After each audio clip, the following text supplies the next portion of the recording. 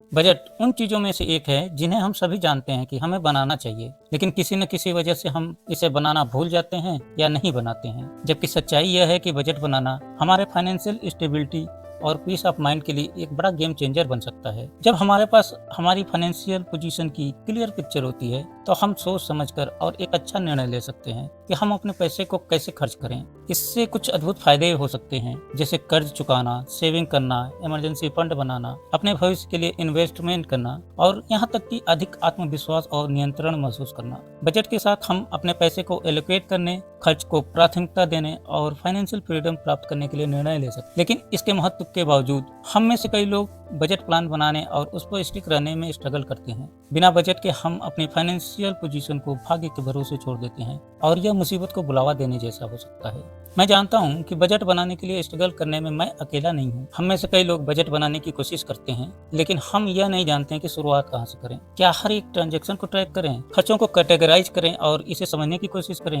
यह सोचकर मन घबराने लगता है। और अगर हम बजट बनाने में सफल भी हो जाते हैं तो जीवन की अनसर्टेनिटी और अनएक्सपेक्टेड खर्चों के कारण इस पर स्टिक रहना मुश्किल हो जाता है। सच कहें तो बजट पर स्टिक रहना त्याग और अनुशासन की मांग करता है, जबकि इम्पल्स परचेज और लाइफस्टाइल अपग्रेड की वजह से भटकना आसान हो जाता है। इसके साथ फाइनेंशियल कमिटमेंट भी होते हैं, जैसे स्टूडेंट लोन, क्रेडिट कार्ड और होम लोन, जो यह महसूस करा सकते हैं कि पूरे परिवार के लिए पर्याप्त पैसा नहीं है। और अंत में हमारे पैसे के प्रति इमोशनल अटैचमेंट होता है, जिससे जरूरतों और इच्छाओं को अलग करना मुश्किल हो जाता है। यही नहीं, बजट बनाना एक रिस्ट्रिक्शन की तरह लग सकता है, जैसे अपनी मर्जी से खर्च करने की आजादी खो रहे हैं। हमें ऐसा लग सकता है कि हमें किसी कंजूस की तरह जीने के लिए मजबूर किया जा रहा है, या हर सारी मजेदार चीजें खो रहे हैं क्योंकि हम पैसे बचाने में लगे हुए हैं।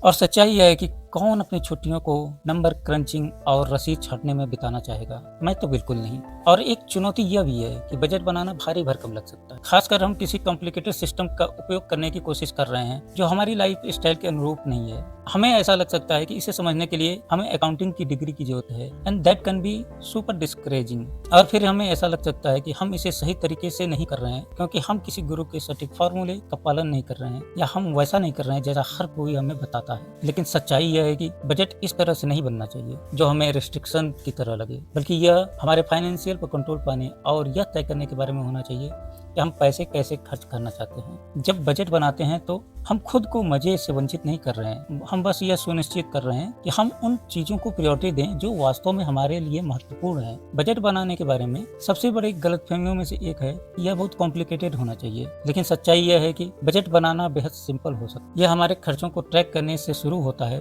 अपने खर्चों को ट्रैक करें। अपने खर्चों को ट्रैक करके हमें पता चलेगा कि हमारा पैसा कहाँ जा रहा है, और हम उन क्षेत्रों की पहचान कर पाएंगे जहाँ पे हम कटौती कर सकते हैं। और सबसे अच्छी बात यह है कि हम अपने खर्च करने की आदत को अपने लक्ष्य के अनुसार एडजस्ट कर सकते हैं। अब चलिए फाइनेंशियल गोल सेट करने की बात करते हैं। यहाँ पे चीजें थोड़ी मुश्किल हो सकती हैं जब हम अक्सर ऐसे लक्ष्य निर्धारित करते हैं जो असाधारण और इम्पॉसिबल होते हैं, जो हमें असफलता की ओर ले जा सकती है। इसके बजाय स्पेसिफिक और अचीवेबल गोल सेट करने का प्रयास करें। उदाहरण के लिए, मुझे अधिक पैसा बचाना है कहने के बजाय मुझे अगले महीने 10,000 रुपए बचाने हैं। यहाँ से हम उन लक्ष्यों को छोटे छोटे स्टेप में तोड़ सकते हैं। और याद रखें, छोटे से शुरुआत करना ठीक है, हर कदम मायने रखता है और अपने लक्ष्य में उठाया हर कदम सही दिशा में होना चाहिए।